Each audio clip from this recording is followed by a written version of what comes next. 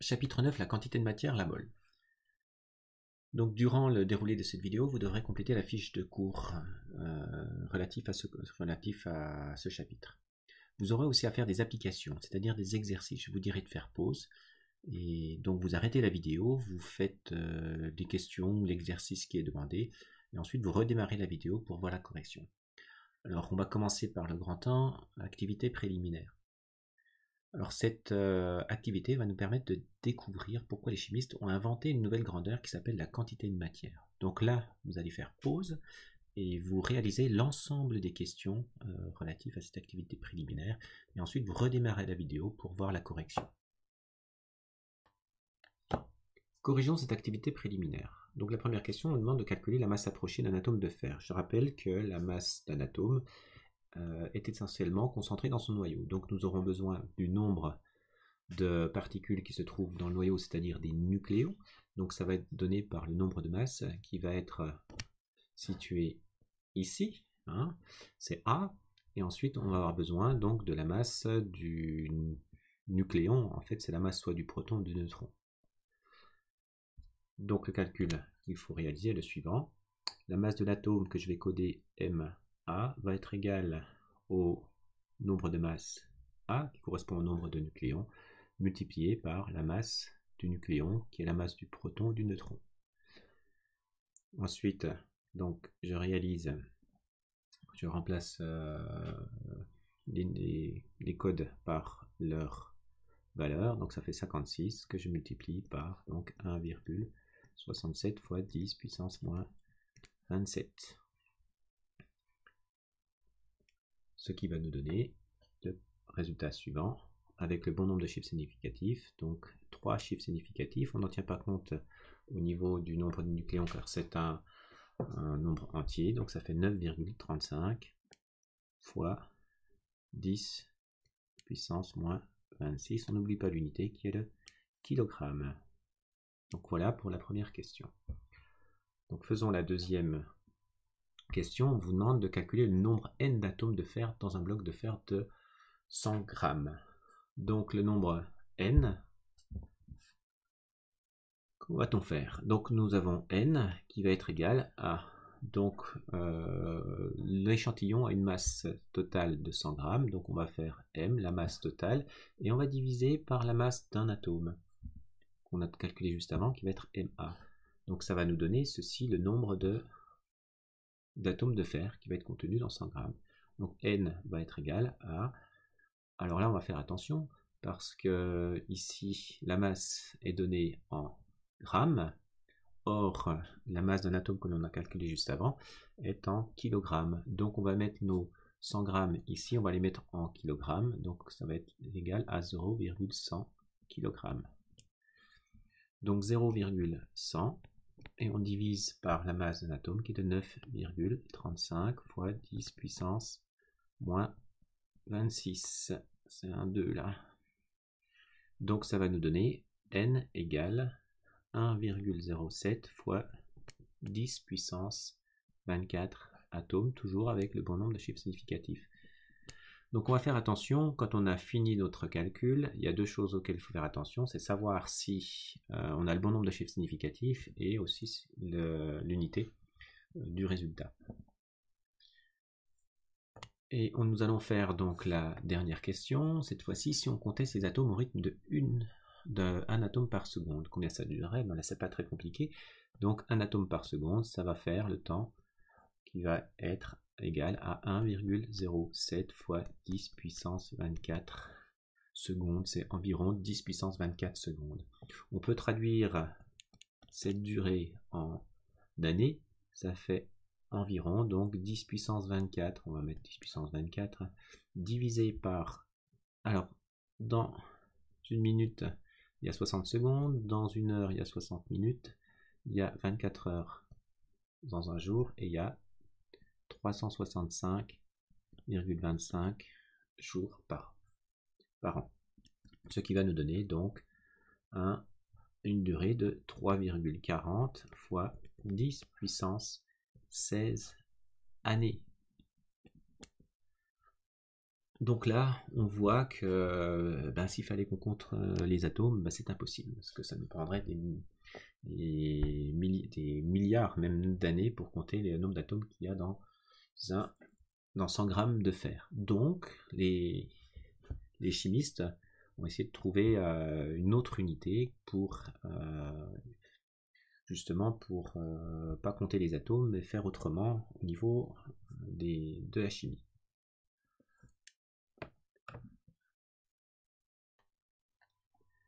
Nous avons vu dans l'exemple précédent, dans l'activité préliminaire précédente, que le nombre d'entités qui constituent un échantillon de matière à l'échelle macroscopique, c'est-à-dire à l'échelle humaine, c'est toujours gigantesque. Hein. Et si on devait prélever la matière en comptant les atomes ou les molécules, c'est impossible.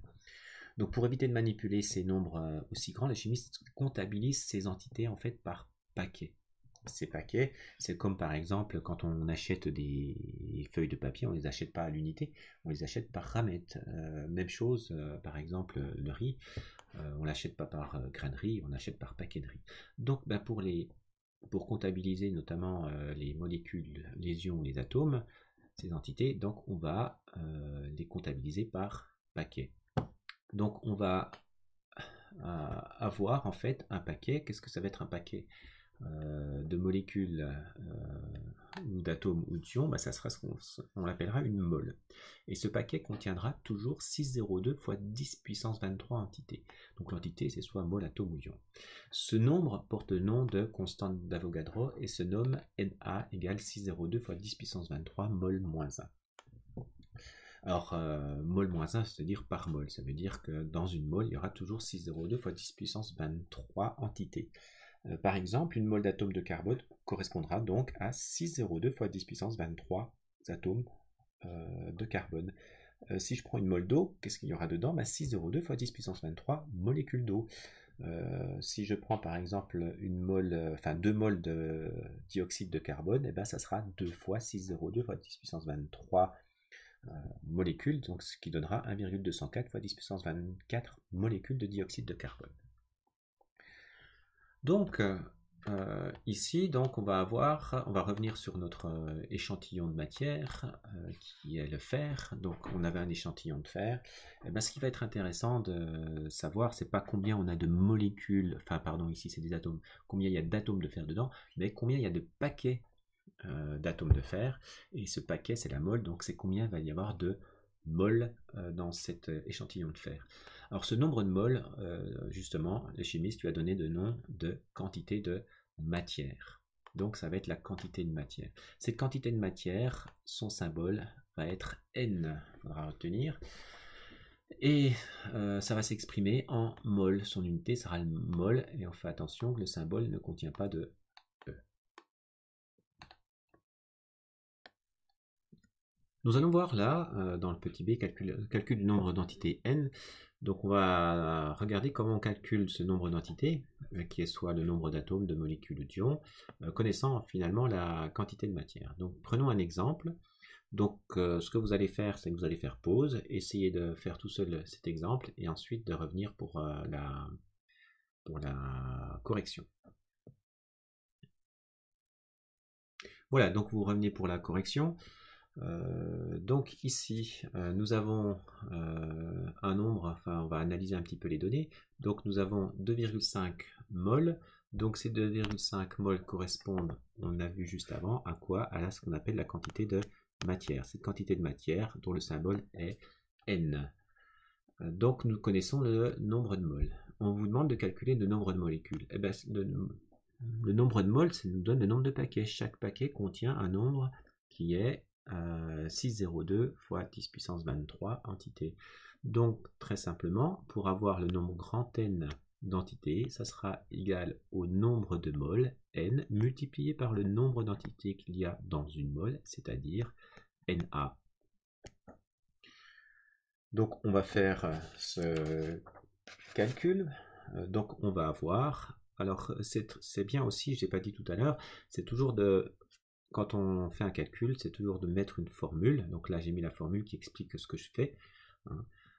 Et ensuite, c'est de remplacer et essayer de le faire en colonne. Comme ça, c'est plus clair. Donc là, je vais remplacer n par 2,5 et on va multiplier par 6,02 fois 10 puissance 23, ce qui va nous donner n, qui sera le nombre d'entités, qui va être égal à 1,5 fois 10 puissance 24. Et là, ce sont des molécules de glucose.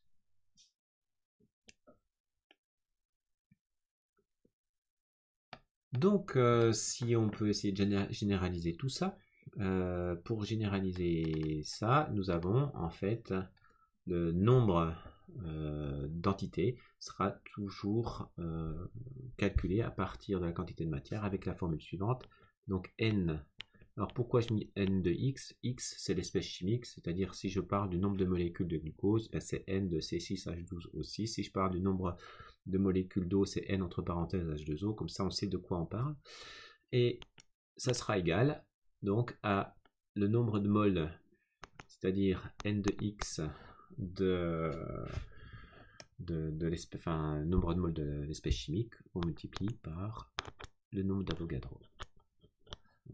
Si je mets la formule sans les x, ça sera donc n égale petit n fois na. Les unités. Alors les unités dans cette formule, nous avons n qui va être en mol, na en mol moins 1, et grand N qui sera sans unité.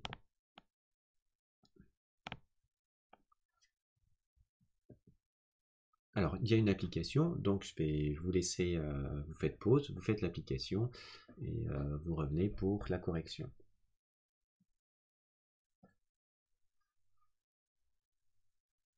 Faisons la correction. Donc là, il faut calculer le nombre d'entités contenues dans le verre d'eau. L'entité ici, c'est quoi? Ce sont les molécules d'eau. Donc le nombre de molécules d'eau, donc par exemple, je vais mettre NH2O, voilà, ça sera égal au nombre de moles d'eau, donc N de H2O, que je multiplie par le nombre d'Avogadro pour avoir le nombre d'entités, c'est-à-dire le nombre de molécules d'eau dans notre verre. Donc ce qui va nous donner N H2O sera égal donc à 3,0 fois 6,02 fois 10 puissance 23.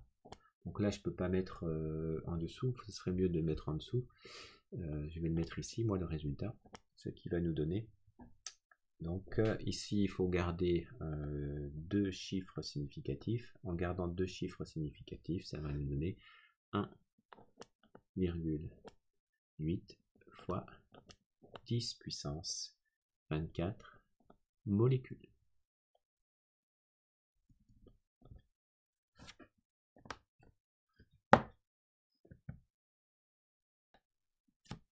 Cette fois-ci, dans le petit c, nous allons voir comment on calcule la quantité de matière, c'est-à-dire le nombre de moles, le nombre de paquets, connaissant le nombre d'entités n. Donc vous avez un exemple ici. Je vais vous laisser faire l'exemple, vous faites pause, vous réalisez l'exemple et ensuite vous revenez pour la correction.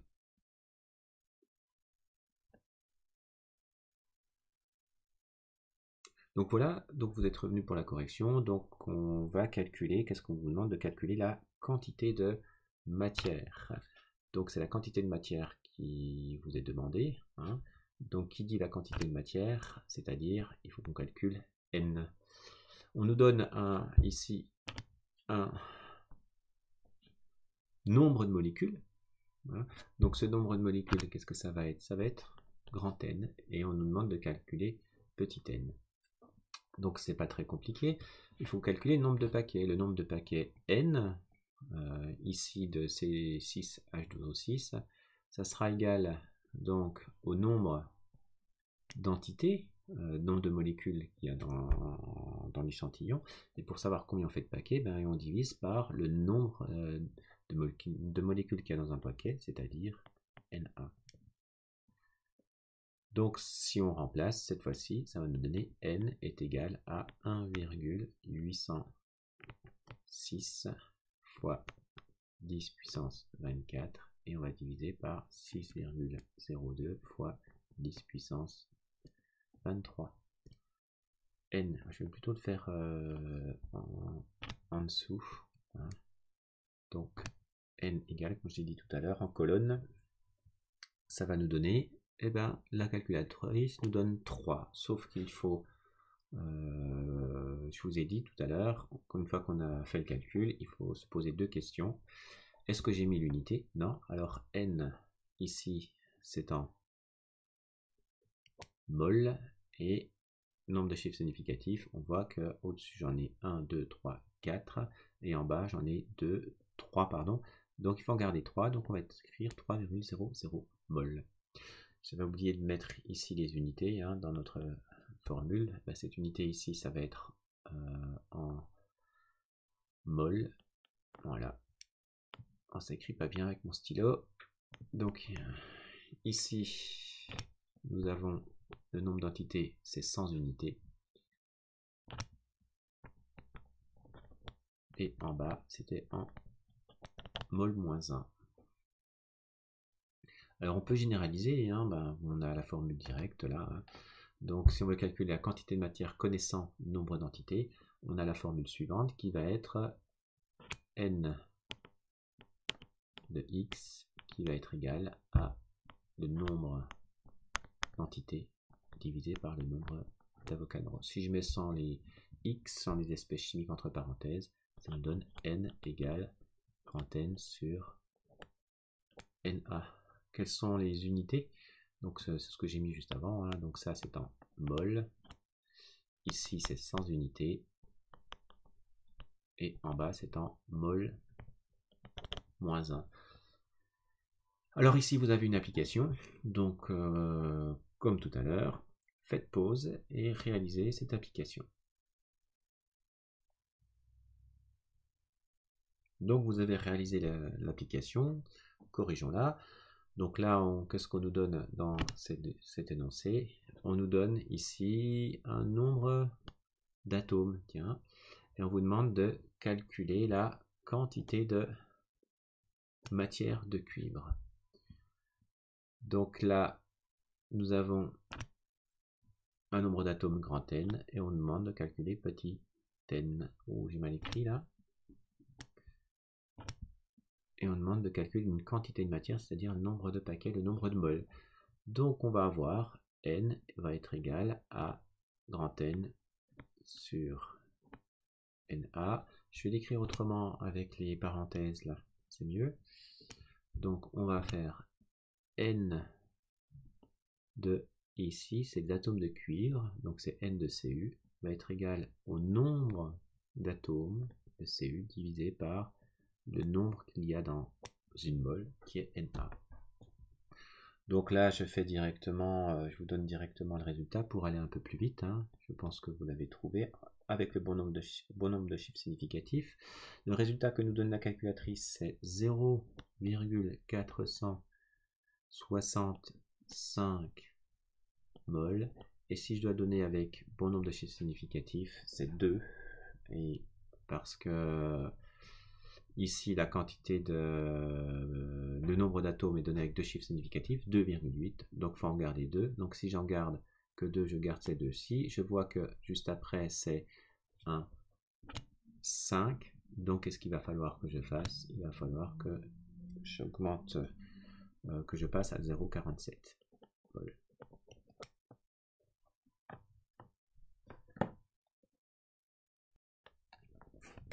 Alors là, nous allons voir le grand D, la concentration molaire. On en a déjà parlé. Donc, qu'est-ce que c'est que la concentration molaire d'un soluté? Ça va correspondre en fait au nombre de moles dans un litre de solution. Donc, la concentration molaire qu'on va appeler C, c'est Cx pour, en fait, si on parle de la concentration molaire de l'espèce X, ça sera égal au nombre de moles par litre, c'est-à-dire dans un litre. Donc ça sera le nombre de moles, on se souvient c'est la quantité de matière Nx, et divisé par le volume de notre solution, de notre espèce chimique. Donc si je mets cette formule sans les x, ça va nous donner C égale N sur V. Les unités qu'on utilise, c'est indiqué juste en dessous, mais je vais quand même les mettre avec les flèches. C c'est en mol par litre, c'est-à-dire mol litre moins 1. Donc en effet, parce que ici on a des mols qu'on divise par des litres. Donc ça fait bien des mols divisés par des litres, des mols par litre, des mols litres moins 1. Alors en fait, cette formule, si je l'écris, donc c'est C égale N sur V. Donc parfois on vous demandera de calculer la concentration, mais parfois on vous demandera de calculer la quantité de matière N connaissant la concentration de volume, ou bien de calculer le volume. Donc comment retrouver ces fameuses formules qui sont données juste au-dessus, hein, ici?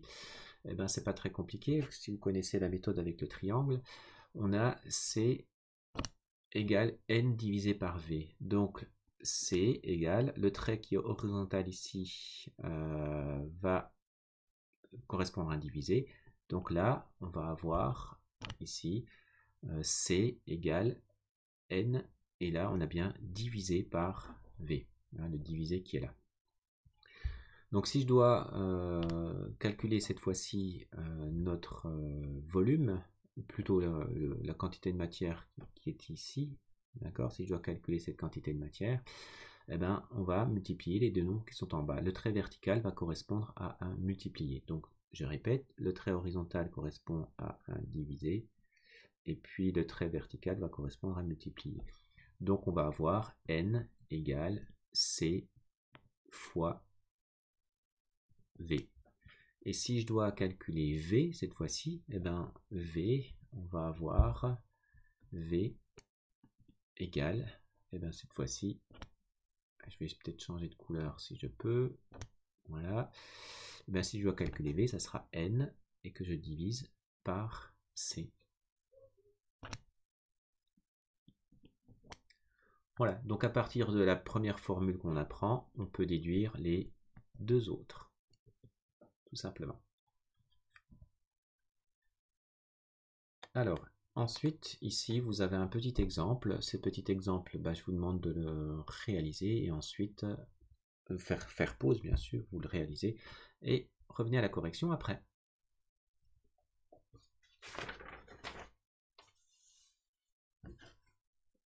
Alors, ça y est, donc passons à la correction.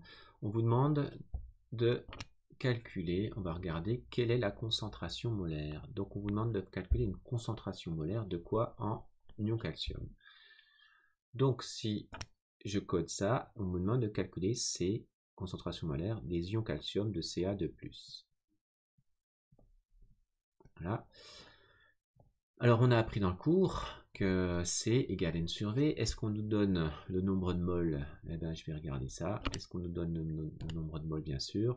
Ici on nous donne N et on nous donne V. Donc on va utiliser la formule du cours qui nous dit C égale N, donc le nombre de moles de Ca2+, divisé par le volume de notre solution.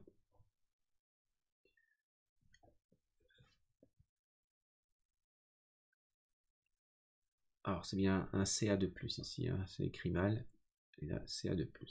Donc une fois que j'ai la formule, eh ben, je mets les unités. Donc les unités ici c'est la concentration, c'est en mol par litre. Ça doit être en mol, et ici en litres. Je m'aperçois que le volume qui est donné, il est donné en millilitres. Donc on ne va pas oublier de ici, hein, on fait attention, c'est donné en millilitres, donc on ne va pas oublier de le transformer en litres lorsqu'on va remplacer dans notre formule. Donc ce qui va nous donner C de Ca2+, c'est égal à N. Donc 4,99 fois 10 puissance moins 6 que je divise par 2,00 fois 10 puissance moins 3. J'ai oublié de dire tout à l'heure, hein, au niveau de la calculatrice, n'oubliez pas d'utiliser la touche E pour les puissances de 10. Donc si on fait l'application numérique, on va voir la concentration molaire en ion Ca2+, qui va être égale à 2,50 avec 3 chiffres significatifs fois 10 puissance moins 3 mol par litre.